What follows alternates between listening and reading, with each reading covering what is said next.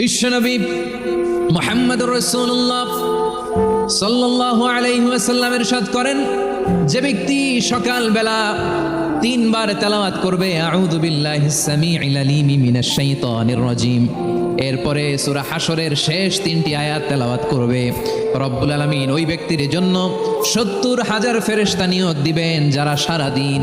ওই লোকের জন্য মাগফিরাতের দোয়া করবে। শুধু এখানেই শেষ নয়, বিশ্বনবী ফরমান ওয়া ইন মাতা ফি যালিকাল ইয়াউমি মাতা শাহীদান, ওই দিন যদি ওই ব্যক্তিটা ইন্তেকাল করে সে শহীদ হয়ে কিয়ামতের দিন আল্লাহর সামনে দাঁড়াবে।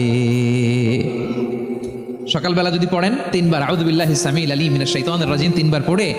সূরা হাশরের শেষ তিন আয়াত যদি তেলাওয়াত করেন, তাহলে আপনার জন্য আল্লাহ তাআলা ৭০,০০০ ফেরেশতা নিয়োগ করবে।